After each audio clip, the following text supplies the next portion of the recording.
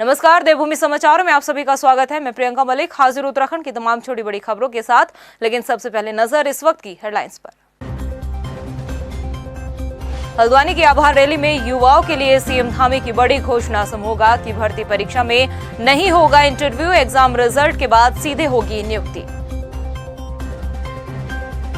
भर्ती घोटालों की जांच को लेकर विपक्ष और बेरोजगार संघ ने लगाया सरकार पर मनमानी का आरोप। नहीं चाहते हाईकोर्ट के सिटिंग जज की निगरानी में तफ्तीश, सीबीआई जांच की मांग जारी।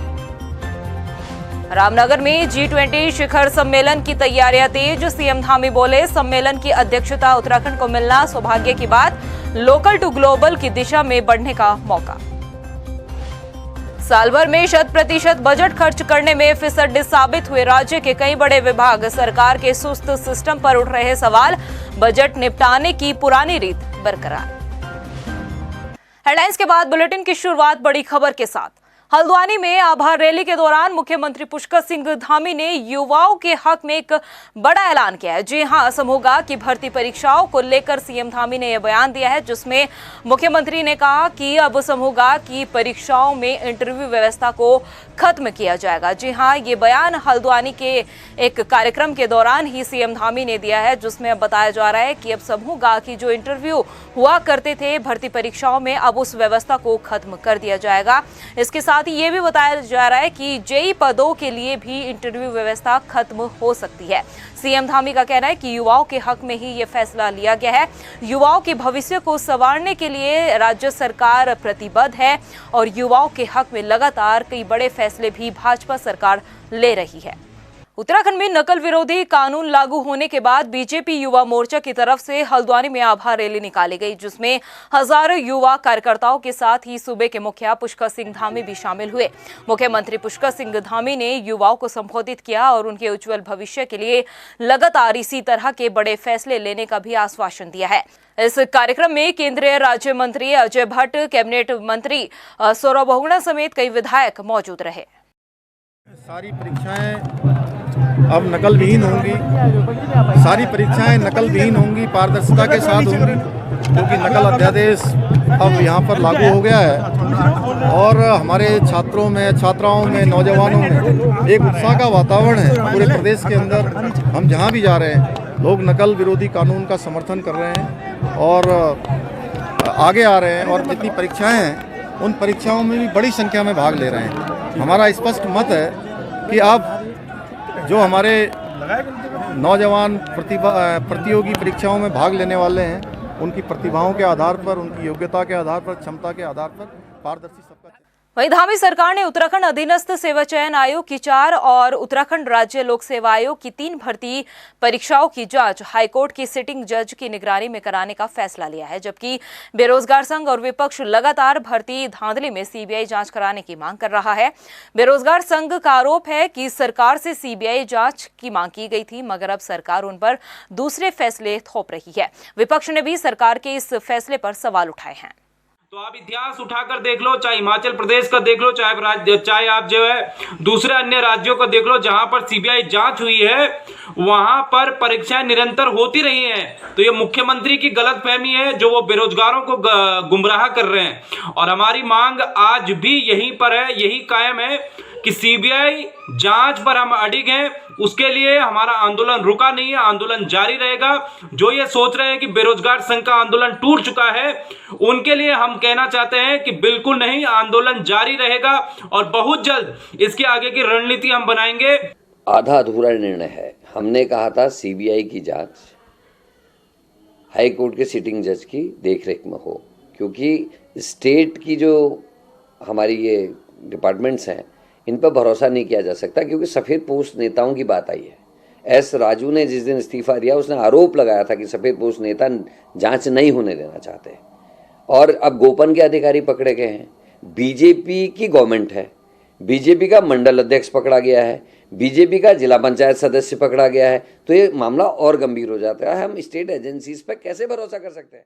रामनगर में होने वाली G20 सम्मेलन की बैठकों को लेकर तैयारियां जोरों पर है। 26 मार्च से 28 मार्च तक 3 दिवसीय सम्मेलन को लेकर सीएम धामी अधिकारियों को जरूरी दिशा निर्देश दे चुके हैं। मुख्यमंत्री पुष्कर सिंह धामी ने कहा कि हमारा सौभाग्य है कि G20 सम्मेलन में उत्तराखंड को 3 कार्यक्रम मिले हैं, जिसमें सबसे पहला कार्यक्रम रामनगर में होना है और उसकी सभी तैयारियां शुरू कर दी गई है। G20 की पूरी तैयारी हो गई है हमारे प्रदेश के अंदर। मैं माननीय प्रधानमंत्री जी का धन्यवाद करना चाहता हूं कि हमको 3 कार्यक्रम G20 के मिले हैं और सबसे पहला कार्यक्रम हमारा अभी रामनगर में ही होने वाला है, इसी मार्च माह में संपन्न होगा। उसके लिए सारी तैयारियां प्रारंभ कर दी गई। केंद्रीय बजट के बाद अब बारी राज्यों के बजट की है। उत्तराखंड में भी बजट सत्र को लेकर इन दिनों पूरी तैयारियां चल रही है। उत्तराखंड का बजट मार्च के दूसरे हफ्ते में पेश होने जा रहा है, लेकिन अगर विभागों के बजट के हालात देखें तो कई ऐसे विभाग हैं जो बजट खर्च करने में फिसड्डी साबित हुए, जिससे कई सवाल विभागों पर उठ रहे हैं। क्या राज्य के विकास के लिए काम नहीं हो पा रहा है, या फिर सरकारी विभागों का काम को लेकर सुस्त रवैये का ये नतीजा है? कई सवाल है, मगर ये रिपोर्ट देखते हैं। 13 मार्च से उत्तराखंड विधानसभा का बजट सत्र गैरसैंण में आयोजित हो रहा है। वहीं इस विधानसभा सत्र में जो सबसे बड़ी चीज है वो उत्तराखंड के वित्तीय वर्ष 2023-24 का बजट पेश होना है। लेकिन हकीकत उत्तराखंड में एक ये भी है कि कई विभाग ऐसे हैं जो वित्तीय वर्ष में अपना बजट खर्च नहीं कर पाते हैं। 30 जनवरी तक क्या कुछ स्थिति विभागों की रही है बजट खर्च करने को लेकर, और कौन से विभाग जो है वो बजट जो है वो खर्च करने में फिसड्डी साबित हुए हैं, उनको हम आज आपको बताने जा रहे हैं। आगामी वित्तीय वर्ष के बजट को लेकर जहां सभी विभाग इन दिनों गैरसैंण में होने वाले विधानसभा के सत्र को लेकर बजट का खाका तैयार कर रहे हैं, तो वहीं उत्तराखंड में एक रीत ऐसी चली आ रही है जिसके तहत विभाग 100% बजट साल में खर्च नहीं कर पाते हैं, जो विभागों के विकास कार्यों के लिए पास किया जाता है। साल 2022 और 23 के बजट की अगर हम बात करें तो धामी सरकार ने 65,000 करोड़ से ज्यादा का बजट पेश किया था, जिसमें 64 विभागों के सिर्फ विकास कार्यों के लिए 11,987 करोड़ रुपए का बजट पास किया गया था। लेकिन प्रदेश के 64 विभागों में से 10 विभाग ऐसे भी हैं जो साल भर में अपना बजट खर्च नहीं कर पाए हैं। यानी कि सबसे खराब परफॉर्मेंस वाले विभागों के बजट खर्च करने की स्थिति पर अगर नजर दौड़ाई जाए तो 10 ऐसे विभागों के बजट का ब्यौरा हम आपको बताने जा रहे हैं जो बजट खर्च करने में बेहद कंजूसी दिखा रहे हैं। चलिए आपको ग्राफिक्स के जरिए समझाते हैं कि आखिर वो कौन से 10 विभाग हैं जो बजट खर्च करने में 30 जनवरी तक फिसड्डी साबित हुए हैं। सिंचाई विभाग के लिए 667 करोड़ का बजट पेश किया गया था, लेकिन खर्च किया गया केवल 142 करोड़, यानी कि 20.97% बजट खर्च किया गया है। ऊर्जा विभाग के लिए 433 करोड़ का बजट पेश किया गया, लेकिन जो खर्च किया गया है वो केवल 148 करोड़ रुपए का बजट खर्च हुआ है, यानी कि 34.18% खर्च किया गया। आपदा प्रबंधन के लिए 255 करोड़ का बजट पास किया गया था, लेकिन खर्च किया केवल 113 करोड़ रुपए का बजट, यानी कि 44.31% बजट खर्च किया है। माध्यमिक शिक्षा की अगर हम बात करें तो 290 करोड़ का बजट पेश किया गया था, लेकिन खर्च हुआ केवल 67 करोड़, यानी कि 26.55% बजट। खेल विकास के लिए 115 करोड़ का बजट पेश किया गया, खर्च किया गया केवल 87 करोड़, यानी कि 75.65% खर्च हुआ है। शहरी विकास के लिए 694 करोड़ का बजट पेश किया गया, लेकिन अगर खर्च की अगर हम बात करें तो 341 करोड़ का बजट खर्च हुआ है, यानी कि 39.14% खर्च हुआ है। पर्यटन विकास के लिए 227 करोड़ का बजट पेश किया गया, लेकिन खर्च किया केवल 87 करोड़, यानी कि 38.33% बजट खर्च हुआ है। पेयजल विकास के लिए 863 करोड़ का बजट पेश किया गया, लेकिन खर्च हुआ केवल 436 करोड़ का बजट, यानी कि 49.94% बजट खर्च हुआ है। लोक निर्माण विभाग के लिए 1661 करोड़ का बजट पेश हुआ था, लेकिन खर्च हुआ केवल 758 करोड़ का, यानी कि 45.64% बजट खर्च किया गया है। ग्रामीण विकास के लिए 2940 करोड़ का बजट पेश किया गया था और खर्च हुआ केवल 1268 करोड़, यानी कि 43.13% बजट खर्च हुआ है। प्रदेश के ये वो 10 बड़े विभाग हैं जिनसे उम्मीद होती है कि शायद जो बजट पास किया गया है वो भी कम न पड़ जाए, मगर यहाँ हालात एकदम विपरीत नजर आ रहे हैं। प्रदेश का पीडब्ल्यूडी विभाग और ग्रामीण विकास विभाग, जो विकास कार्यों की रीढ़ माने जाते हैं, वो भी अपना बजट खर्च करने में नाकामयाब साबित हुए हैं। हालांकि 30 जनवरी तक विभागों के बजट खर्च न करने को लेकर शासन के अधिकारी विभागों का बचाव करते हुए नजर आ रहे हैं और कयास लगाए जा रहे हैं कि वित्तीय वर्ष खत्म होने तक कई विभाग अपना बजट खर्च भी कर लेंगे। इस वर्ष हम लोग जनवरी माह के अंत तक लगभग 6000 करोड़ तक का हमने कैपिटल में एक्सपेंडिचर हो चुका है, जो पिछले वित्तीय वर्ष से कंपेयर करें तो लगभग 1000 करोड़ ज़्यादा है। हाँ, ये ज़रूर है कि कुछ विभागों में कम खर्च हुआ है, लेकिन उसका एक मुख्य कारण होता है कि जो केंद्र पोषित योजनाएं होती हैं, सेंट्रली स्पॉन्सर्ड स्कीम्स, वो सबको काफ़ी कुछ उस पर रिलीजेस पे और उस पर डिपेंड करता है। तो हमें आशा है कि इस वित्तीय वर्ष के अंत तक जितने उन्होंने कमिट किए हैं वो पूरा कर लेंगे। ऐसा भी नहीं है कि सभी विभाग एक तरह ही है उत्तराखंड में बजट खर्च करने को लेकर। कई विभाग ऐसे भी हैं जिन्होंने बेहतर प्रदर्शन बजट खर्च करने में किया है। कौन से हैं वो विभाग, आइए आपको ग्राफिक्स के जरिए समझाते हैं। पंचायती राज में 30 करोड़ का प्रावधान और 100% बजट खर्च हो चुका है। खाद्य आपूर्ति विभाग के लिए 324 करोड़ का बजट पेश किया गया था, जिनमें से 305 करोड़ खर्च हुआ है, यानी कि 94% बजट खर्च हो चुका है। तकनीकी शिक्षा में 52 करोड़ का बजट पास हुआ था, जिसमें से 43 करोड़ यानी कि 82.71% बजट खर्च हो चुका है। ट्रांसपोर्ट में 62 करोड़ का बजट पास हुआ था, जिसमें से 36 करोड़ बजट खर्च हो चुका है। मेडिकल एजुकेशन के लिए 350 करोड़ का बजट पास हुआ था, जिसमें से 207 करोड़ रुपए का बजट खर्च हो चुका है।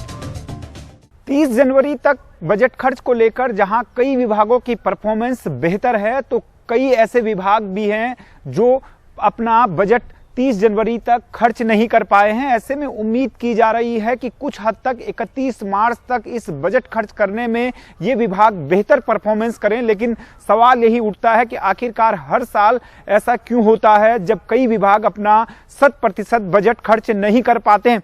हालांकि मुख्यमंत्री पुष्कर सिंह धामी का कहना है कि अगले वित्तीय वर्ष से इस परंपरा को बदलने की कोशिश की जाएगी और वित्तीय वर्ष शुरुआत होने के साथ ही विभाग जो है वो बजट खर्च करने में तेजी दिखाएंगे।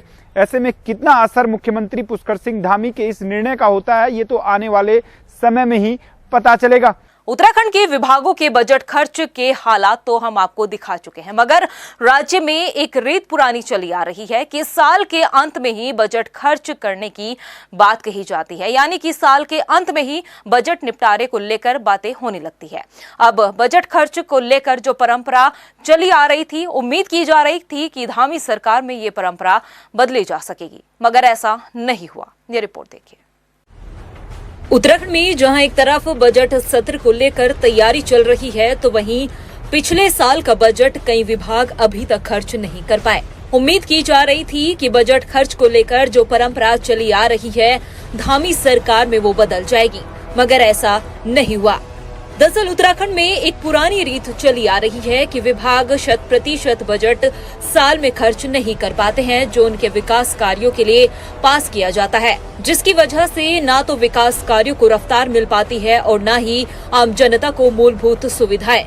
विपक्ष इसी मुद्दे को लेकर सरकार को घेरने का भी काम कर रहा है। कांग्रेस के विधायक प्रीतम सिंह का कहना है कि सरकार एक तरफ कहती है कि प्रदेश में विकास के काम तेजी से हो रहे हैं, लेकिन दूसरी तरफ बजट खर्च के आंकड़े बयां कर रहे हैं कि आखिर विकास कार्यों की रफ्तार क्या कुछ है।